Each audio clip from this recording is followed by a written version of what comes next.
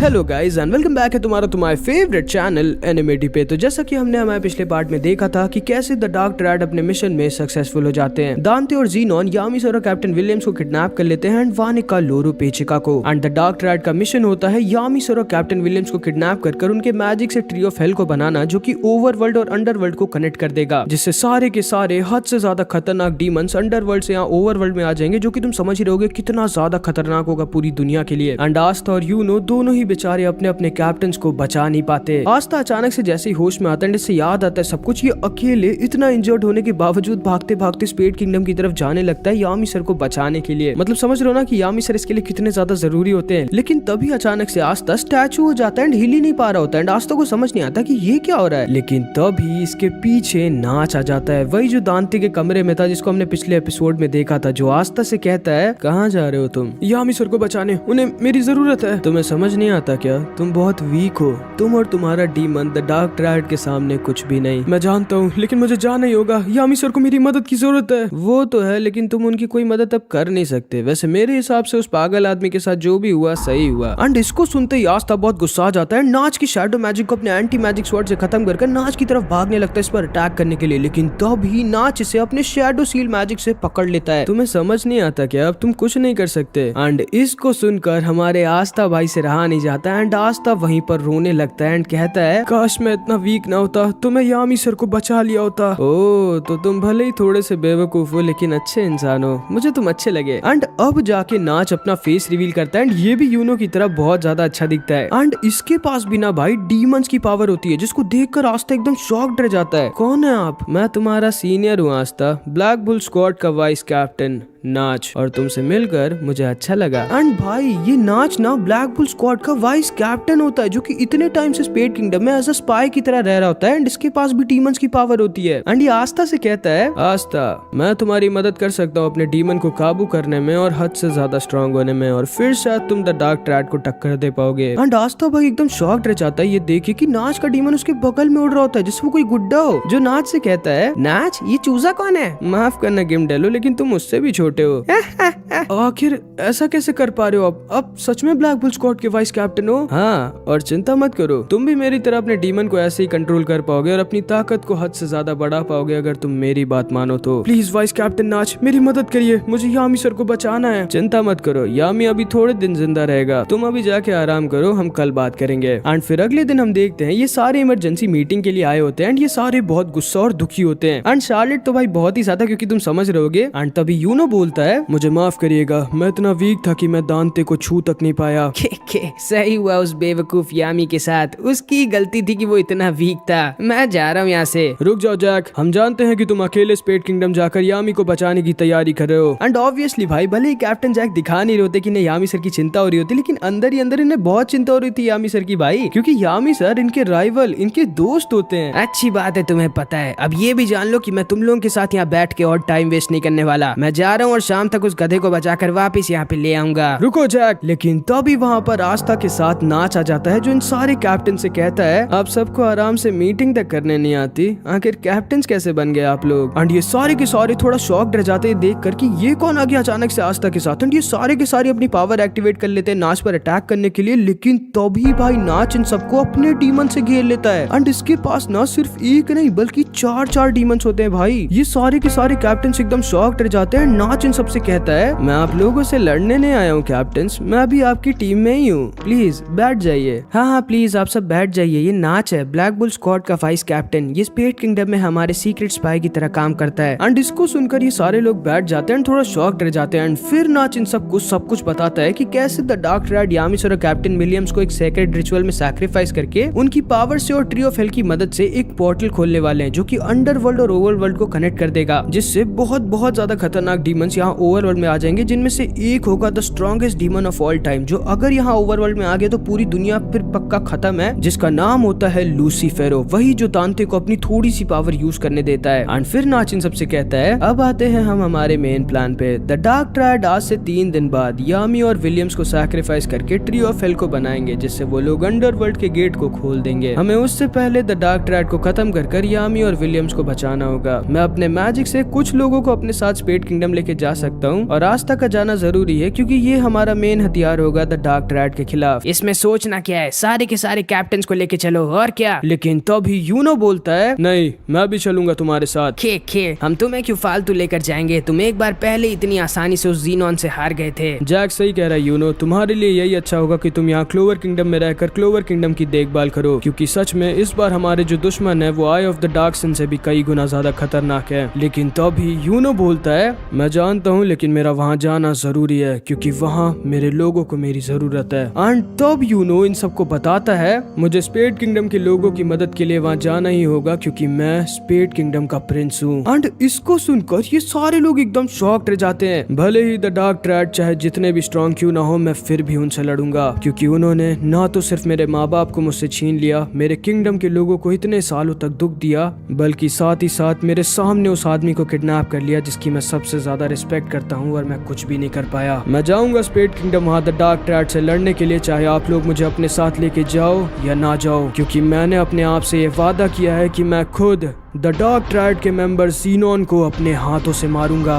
जिसको सुनकर अब इन सब में से कोई भी इसको मना नहीं कर सकता था भाई। एंड यूनो पहली बार इतना गुस्सा होता है। हाँ? एक मिनट, तुम स्पेड किंगडम के प्रिंस हो यूनो, गजब। ठीक है फिर तो ध्यान से सुनिए आप लोग, आज से ठीक 3 दिन बाद सुबह सुबह हम सब में से कुछ गिने चुने लोग स्पेड किंगडम जाएंगे और द डार्क ट्रायड को मिट्टी में मिला देंगे। एंड फिर इधर हम नोएल को देखते जो जब अचानक से होश में आती है तो ये देखती है इसके सामने the eye of the dark sun के मेंबर्स पैट्री, वेटो, राय और फाना खड़े होते हैं भाई। एंड ये लोग ना यहाँ हार्ट किंगडम और स्पेड किंगडम के बीच के स्ट्रॉन्ग मैजिक रीजन में रह रहे होते हैं। एंड इस जगह का नाम इन लोगों ने एल्सिया रखा होता है। एंड असल में कल इन सब ने वानिका के डार्क डिसाइपर बॉम्ब्स को किसी तरह रोक कर हजारों लोगों को बचा लिया था, लेकिन खुद बहुत इंजर्ड हो गए थे। लेकिन तभी वहाँ पर मैगीक्यूला की डीमन प्रेजेंस को सेंस कर ये लोग वहाँ पहुंच गए थे जिन्होंने इन लोगों को बचा लिया होता और अपने साथ यहाँ लेकर आकर फुल हील कर दिया होता है। एंड तभी ये लोग देखते हैं वहाँ पर 2 बच्चे भी थे जो कि लाइट और क्वीन टेटिया के बच्चे थे, जिनको देखकर नेरो बहुत खुश हो जाती है। लेकिन तभी नोएल पैट्री से कहती है कि वो इनकी मदद करे हद से ज्यादा स्ट्रांग होने में, ताकि नोएल वानिका और मैगीक्यूला को हराकर लोरो पेचिका को बचा पाए। जिस पे पैट्री कहता है चिंता मत करो, हम लोग ना तो सिर्फ तुम लोगों को एल्व्स के सीक्रेट मैजिक से सुपर स्ट्रांग बना देंगे, बल्कि साथ ही साथ हम लोग भी तुम्हारी मदद करेंगे उन डीमंस को हराने में, क्योंकि इससे अच्छा मौका हमें नहीं मिलेगा हमारे पापों का पश्चाताप करने का। एंड तभी हम देखते हैं विज़र्ड किंग को गाजा कॉल कर देता है, इन्हें सब कुछ बता देता है। एंड विज़र्ड किंग इसे बता देते हैं कि आज से ठीक 3 दिन बाद वो लोग साथ में स्पेड किंगडम पर अटैक करेंगे। एंड भाई गाजा का भी दिमाग एकदम सटका हुआ होता है क्योंकि ये ना लोरो पेचिका से बहुत प्यार करता है एंड लोरो पेचिका भी स्पेड किंगडम के कब्जे में है। एंड फिर इधर हम इन लोगों को देखते हैं जिनको पहले तो थोड़ी देर यकीन ही नहीं होता कि नाच इन सबका वाइस कैप्टन है, लेकिन तभी हम देखते हैं नाच इन सबसे कहता है तुम लोगों को शर्म नहीं आ रही कि तुम लोग इतने वीक हो कि एक आदमी से अपने कैप्टन को बचा नहीं पाए।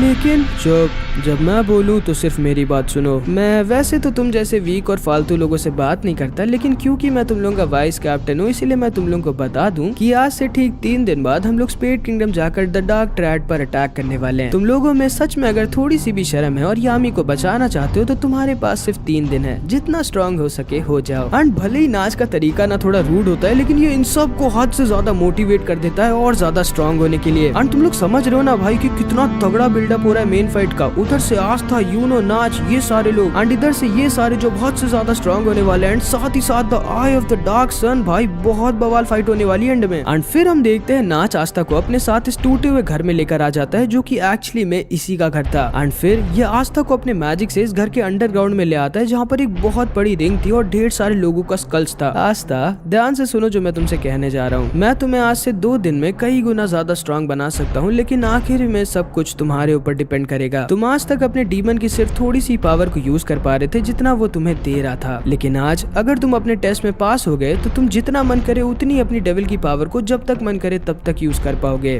क्या आप कोई फॉरबिडन मैजिक करने वाले वाइस कैप्टन? हाँ अब इधर आओ। एंड आस्था जैसे ही स्टेज पे पैर रखता है भाई इसके सामने इसकी ग्रिम वॉर के अंदर का डीमन बाहर आ जाता है। एंड क्योंकि आस्था का राइट हैंड इनकी डील के मुताबिक अब इस डीमन का हो चुका था, इसलिए आस्था का राइट हैंड गायब हो जाता है। एंड इसका डीमन आस्था से कहता है मैंने सोचा था कि धीरे धीरे तुम्हारे पूरे शरीर को अपना बनाकर मैं आजाद हो जाऊंगा, लेकिन तुमने तो मुझे खुद ही आजाद कर दिया। आस्था तुम्हें बस तुम्हारे डीमन डीमन को हराना है, और अगर तुमने तुम्हारे डीमन को हरा दिया तो मेरे फॉरबिडन मैजिक से तुम इसे हमेशा के लिए अपना गुलाम बना सकते हो और इसे मजबूरन वही करना होगा जो तुम चाहोगे, जिसके बाद इसकी पूरी पावर तुम्हारी हो जाएगी। तो इसलिए तुम्हें बस इसे हराना है। लेकिन हाँ, अगर तुम इसे हरा नहीं पाए तो उन सारे स्कल्स में तुम्हारा भी एक स्कल ऐड हो जाएगा।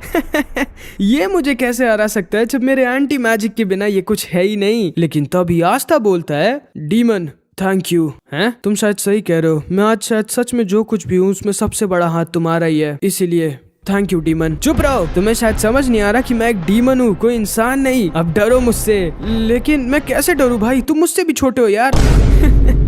बेवकूफ, तुम्हें शायद समझ नहीं आ रहा कि तुम मरने वाले हो। एंड तभी ये डीमन आस्था के ऊपर अपने एंटी मैजिक स्वॉर्ड से अटैक करने लगता है। रुको, मैं तुमसे लड़ना नहीं चाहता डीमन, तुम मारो चुपचाप। एंड ये डीमन कंटिन्यू आस्था पर अटैक कर रहा होता है एंड आस्था इसे डॉज कर रहा होता है। क्या कर रहे हो आस्था? क्या तुम भूल गए हो कि तुम्हें यामी को बचाना है? अगर तुम ऐसे डॉज करते रहोगे तो ये डीमन तुम्हें यहीं खत्म कर देगा। नहीं, मैं जानता हूँ ये डीमन मुझे मारेगा नहीं, मैं सेंस कर सकता हूँ, इसके अंदर अच्छाई है।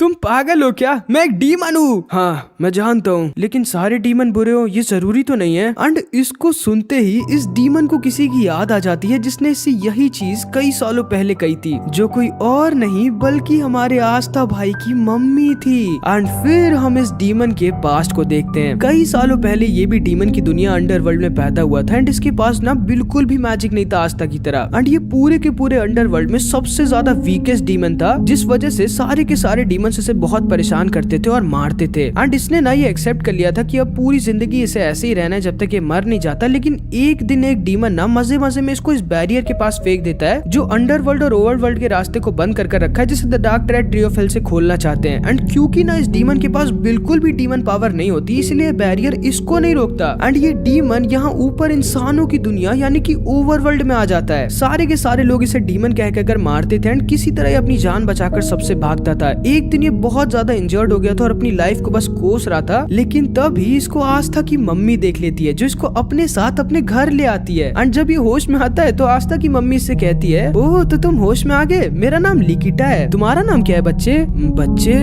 तुम्हें मुझसे डर नहीं लग रहा? डर? मुझे क्यों डर लगेगा, तुम तो इतने छोटे से हो। लेकिन मैं एक डीमन हूँ। हाँ मुझे पता है, लेकिन सारे डीमंस बुरे हो ये जरूरी तो नहीं है ना। एंड असल में लिकिटा के ऊपर ना एक बहुत ही भयानक कर्स होता है कि कोई भी चाहे इंसान हो या जानवर, अगर वो इसके ज्यादा पास आ जाता है तो लिकिटा की बॉडी अपने आप उसका पूरे मैजिक और लाइफ एनर्जी को चूस लेती है एंड वो तुरंत ही मर जाता है। इसीलिए लिकिटा ना एक बहुत बड़े जंगल के बीचों बीच अकेले एक बहुत ही लोनली लाइफ जी रही होती है। कोई भी नहीं होता इससे बात करने के लिए। एंड इसीलिए ना लिकिटा ने आस्था को उस चर्च के आगे छोड़ा था ताकि आस्था एक अच्छी जिंदगी जी सके। एंड इसीलिए लिकिटा इस डीमन से मिलकर बहुत ज्यादा खुश हो जाती है और इस डीमन को अडॉप्ट कर लेती है, क्योंकि इसके पास मैजिक नहीं होता एंड क्योंकि ये एक डीमन है इसलिए लिकिटा इसके अंदर से इसकी लाइफ एनर्जी को चूस नहीं सकती थी। एंड ये डीमन ही शायद पूरी दुनिया में अकेला था जो लिकिटा के इतने पास आ सकता था और इससे बात कर सकता था। एंड लिकिटा ही ना इस डीमन को इसका नाम देती है जो कि होता है लीबे। लिकिटा लीबे को इसके खुद के बच्चे की तरह प्यार करती थी एंड ये लोग साथ में बहुत मजे करते थे। कई साल बीत जाते हैं एंड लीबे भी लिकिटा को अपनी मम्मी मान लिया होता है। एंड लीबे ना एक इतनी अच्छी खुशियों से भरी जिंदगी जी रहा होता है जो कि शायद इसने कभी भी नहीं सोची थी। ये दोनों ऐसे ही साथ में बिल्कुल एक माँ बेटे की तरह रहते थे और बहुत खुश थे। लेकिन एक दिन अचानक से लीबे की बॉडी से द स्ट्रॉन्गेस्ट डीमन लूसीफेरो बाहर निकल आता है। एंड क्योंकि लीबे एक डीमन था इसलिए लूसीफेरो इसे जागरेट की तरह अपने डेविल मैजिक से कंट्रोल करने लगता है। एंड लूसीफेरो का प्लान था लीबे को कंट्रोल कर खुद को यहाँ ओवरवर्ल्ड में लाना। लेकिन लिकिटा